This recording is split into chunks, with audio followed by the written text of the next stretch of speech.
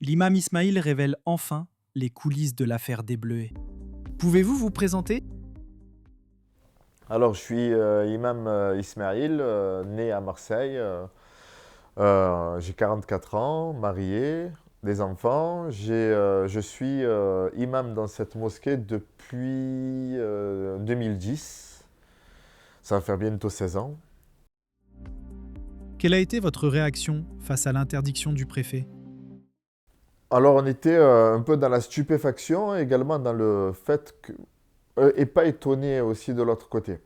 C'est pourquoi on n'était pas étonné? Parce qu'on se dit que ce n'est que la suite d'un projet qui est mis en place par les institutions aujourd'hui de fermer les mosquées ou alors les mosquées qui dénonceraient aujourd'hui une islamophobie ambiante. Et la plupart de ceux qui ont dénoncé aujourd'hui cette islamophobie ben, se sont vus embêtés. Certains ont été expulsés, donc ceux qui n'ont pas les papiers ont été expulsés. Ceux qui ont les papiers ben, ont vu leurs avoirs gelés ou alors. Mais par contre, oui, on reste quand même assez choqué quand on reçoit donc la lettre. Ça a été suite à une perquisition et qu'on reçoit cette lettre indiquant la fermeture administrative. Oui, on est quand même choqué parce que c'est une mosquée dans laquelle il y a beaucoup de relations sociales avec les habitants du quartier. Et donc ça a été vécu comme une peur par beaucoup. Oui. Quel est votre statut administratif? Votre nationalité? Je suis français, d'un père né en France, d'un grand-père arrivé en France en 1946, des enfants qui sont nés en France, donc on est tous nés à Marseille, on est enracinés à Marseille, ça fait vraiment partie de notre identité. Et le fait d'être marseillais, pleinement marseillais, abonné au stade Vélodrome, voilà, demain il y a un match, il y a OM Brest, donc on compte être présent. Oui, je suis marseillais, profondément marseillais. J'ai mon père qui m'a fait grandir entre le stade Vélodrome et le pétanque. Enfin voilà, ça reste.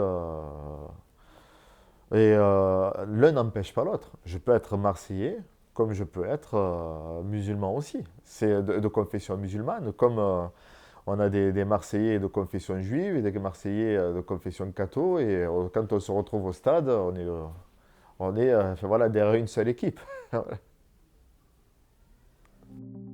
Quel impact cela a-t-il eu sur vous? Alors l'impact personnel, tous ces mots qu'ont sur moi, ben déjà ce sont des mots fourre-tout. Ce sont des mots sur lesquels qu'on ne peut pas définir. On sait très bien que ce sont des mots qui sont là juste pour faire peur. Raphaël Lioget en parlait dans un de ses livres où il parlait du mythe de l'islamisation. Donc c'est un livre qui a déjà plus de 10 ans, hein. Et il mettait en avant le fait que ces termes-là, islamistes, radicalistes, fondamentalistes, on ne sait pas réellement ce que ça veut dire, si ce n'est faire peur à l'auditeur, donc à ceux qui entendent ces termes-là. Mais lorsque on associe ces termes avec les tragédies qu'on a vécues il y a 10 ans en arrière avec le Bataclan et tout, et d'ailleurs j'en ai parlé à des amis cathos, qui, pour eux, islamiste ou alors radicaliste veut forcément dire terroriste. C'est-à-dire il n'y a pas de différence entre un terroriste, on sait c'est quoi. Mais tous les autres mots en iste, on ne sait pas c'est quoi. Mais on les mélange, on les associe, et on sait, et pour eux, c'est exactement la même chose. Donc quand on est qualifié par les services de renseignement de radicalistes, fondamentalistes, islamistes, forcément, ça touche notre honneur, ça touche...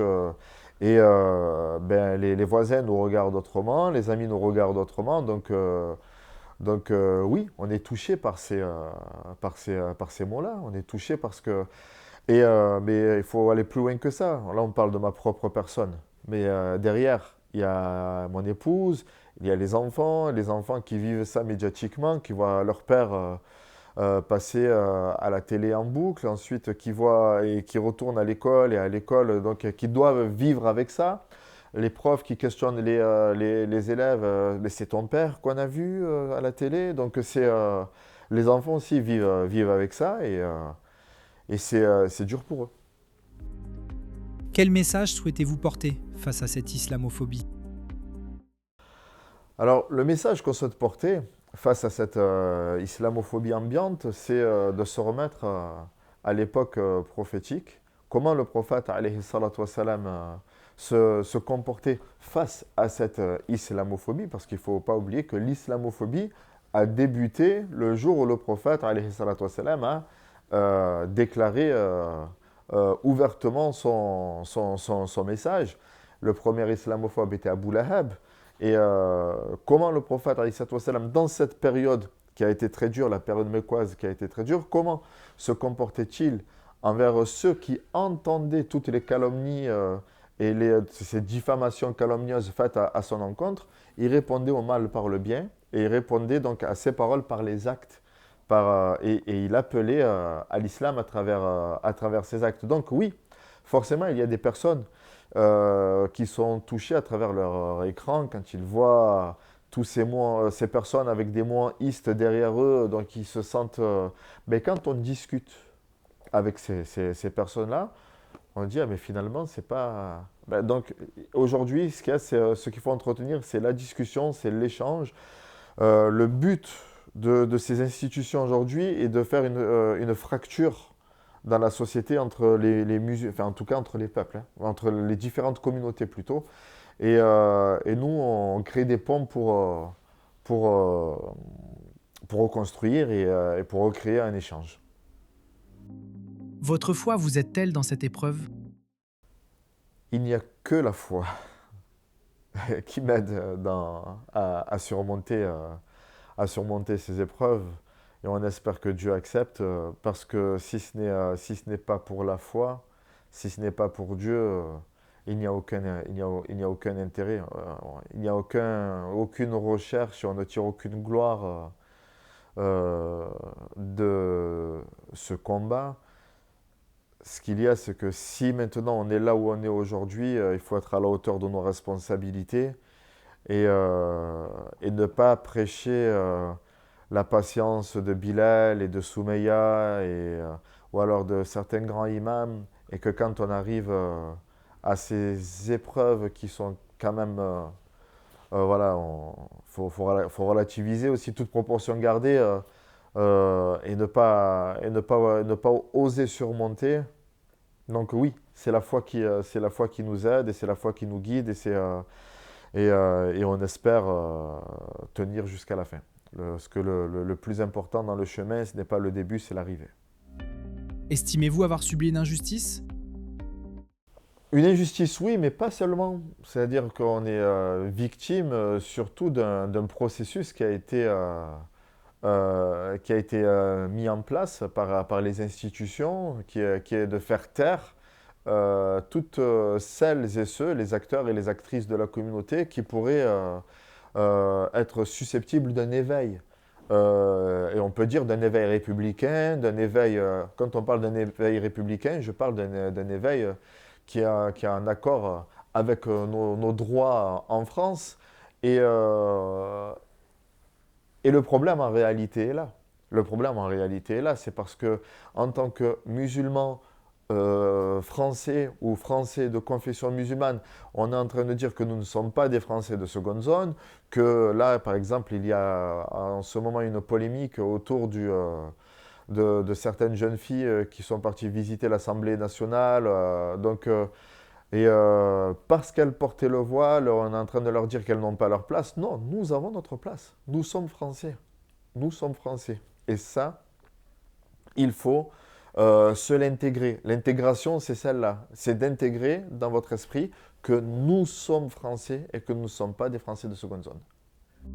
La foi doit-elle dialoguer avec la République? La foi doit dialoguer, mais la République est là pour garantir la foi. La République, ce qui fait, quand on parle des valeurs de la République, les valeurs de la République sont liberté, égalité, fraternité. Quand on parle des valeurs de la République, on parle ici de la liberté d'expression, de la liberté de conscience, la liberté du culte, de croire ou de ne pas croire. Donc aujourd'hui, la République est là pour garantir la foi de ses administrés. Et aujourd'hui, la République n'a pas à s'ingérer dans les affaires religieuses, n'a pas à décrire ce qu'est le bon ou le mauvais islam, ce qu'est le bon ou le mauvais catholicisme. Si par contre quelque chose tombe sous les coups de la loi, donc forcément c'est encadré, par la loi, mais maintenant la République ne doit pas nous dicter notre manière de nous vêtir, notre manière de croire ou de ne pas croire. Et le problème aujourd'hui est là, c'est qu'il y a la République qui est censée garantir, et il y a aujourd'hui les représentants de la République qui sont en train de dévoyer la laïcité. Vous avez été taxé d'antisémitisme par le préfet. Quelle est votre réponse?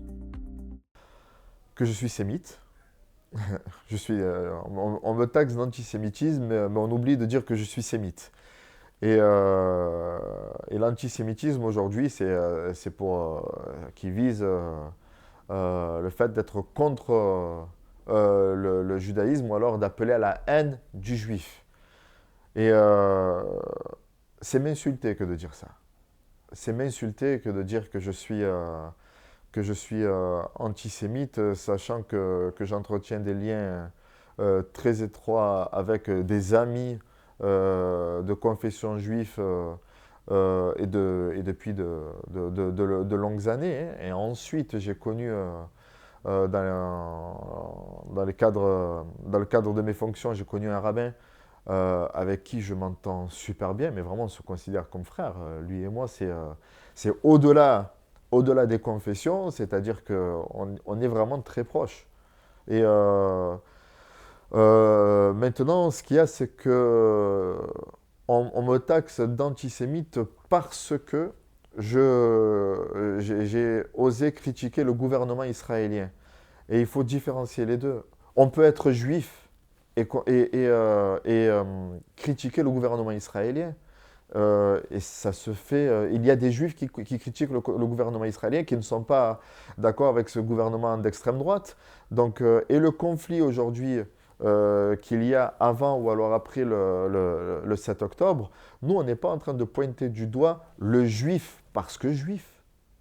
Ce n'est pas le juif le problème. Nous, quand on dénonce une injustice, on la dénonce et on ne regarde pas la confession d'une personne. Ce qui se passe là aujourd'hui au Soudan, entre deux factions qui se disent musulmans sunnites, nous le dénonçons de la même manière. Ce n'est pas parce que ce sont des musulmans que nous allons nous taire.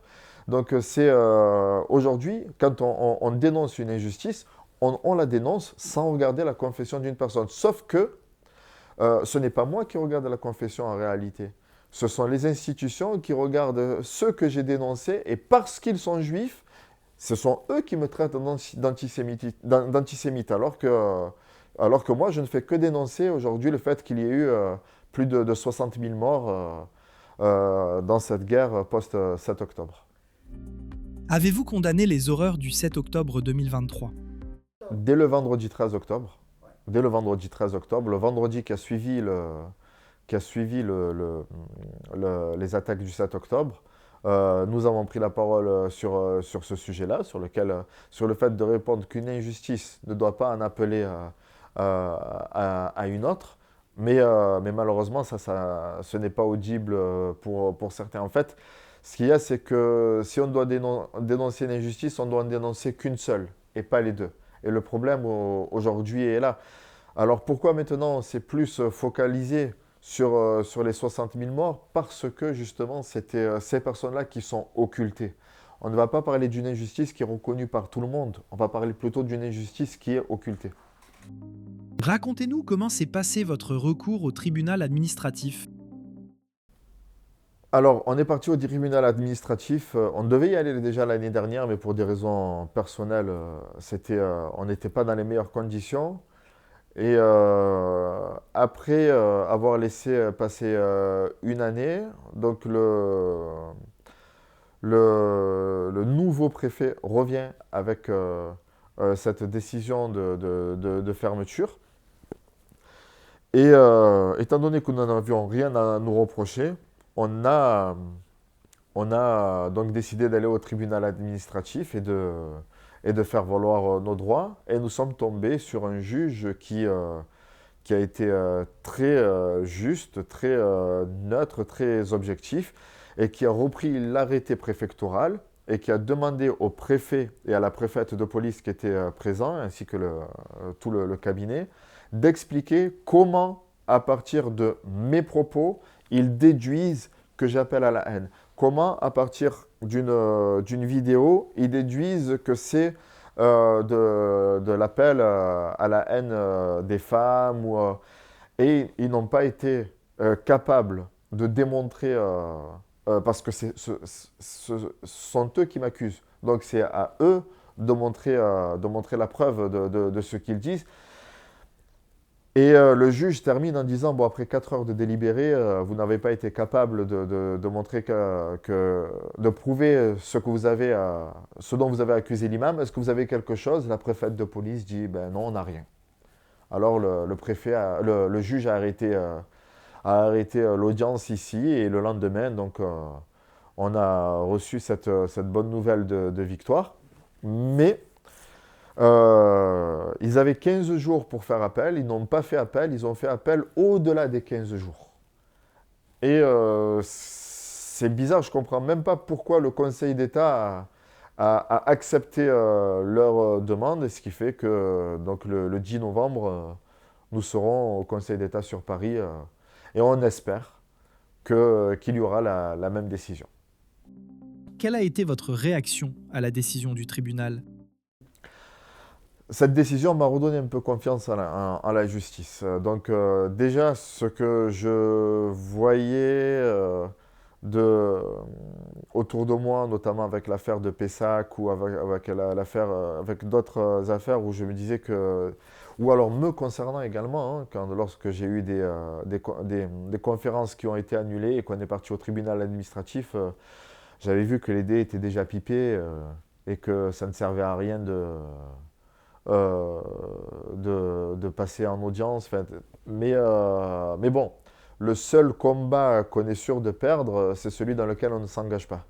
Donc c'est pour ça qu'il ne fallait pas baisser les bras et d'y aller, et de ne pas désespérer. Donc oui, ça a redonné confiance et j'espère justement qu'à travers cette histoire-là, que ça donnera aussi un peu confiance et du courage à toutes celles et ceux qui nous écoutent et qui suivent notre histoire, nous dire que rien n'est perdu. Que rien n'est perdu et qu'il faut être à la hauteur de nos responsabilités, qu'il faut être nous-mêmes, qu'il faut assumer ce que nous sommes et ne pas avoir peur de le déclarer. Car la République est censée être là pour garantir nos convictions. Votre regard d'imam a-t-il changé? En réalité, le regard a évolué depuis le discours des Mureaux du président de la République en 2020, lors le discours qu'il a tenu sur le séparatisme. Je me rappelle, c'était un vendredi. C'était un vendredi et je devais faire une khutba sur le danger des dettes en islam. Mais je venais d'écouter le discours du président et pour moi, il était inconcevable de parler d'un sujet qui n'est pas d'actualité. Et dès ce moment-là, même si la machine a été mise en marche bien avant, mais dès ce moment-là, il était clair qu'on ne pouvait plus rester sans rien faire et qu'il fallait dénoncer cette islamophobie. En fait, là, on était en train de toucher directement notre foi, l'interdiction de croire. Ou alors, si vous voulez croire, vous devez croire comme on le veut nous. Et ça, c'est ce que nous dénonçons donc depuis, ça fait 5 ans maintenant. Hein. Ça fait 5 ans maintenant. Et oui, c'est le discours que j'essaie de prôner, c'est à travers nos textes, le Coran, qui est un livre vivant, qui n'est pas un simple livre d'histoire, où Dieu nous parle de notre foi et comment certains manigancent contre notre foi. Ces textes-là, on les retrouve aujourd'hui. Et donc, comment comprendre le Coran à la lumière de notre actualité? En tant qu'imam, avez-vous des relations avec les services de sécurité de la République? Alors, j'avais des relations, enfin des relations, j'étais plutôt convoqué en général par la DGSI. Mais la DGSI était là juste pour des raisons de sécurité et n'en avait que faire du discours que je tenais. Ce n'était vraiment... Et ils me le faisaient comprendre en plus, ça, eux, leur objectif était la sécurité du pays. Et une mosquée, comme n'importe quelle autre mosquée, est un établissement recevant du public et les personnes qui y passent, voilà, c'est indépendant de notre volonté. Il se peut que ces personnes-là aient été sur zone à l'époque en Syrie ou ailleurs et se sont retrouvées dans la mosquée. Mais s'ils se retrouvent dans la mosquée, ce n'est pas parce qu'on les a invités. Ils se sont retrouvés dans la mosquée parce qu'avant tout, c'est un lieu de prière et ils viennent prier. Et ils suivent ces personnes-là. Et en général, ils me demandaient si je les connaissais ou pas. Dans les 99% des cas, c'était non, je ne les connaissais pas. Et ça s'arrêtait là. C'était des relations, on va dire, même très simples. Ils n'ont jamais essayé d'influencer mon discours. Donc, voilà. Merci d'avoir regardé cette vidéo jusqu'au bout. Si elle vous a plu, pensez à mettre un pouce, à vous abonner et à la partager sur vos réseaux. On se retrouve très bientôt pour la suite.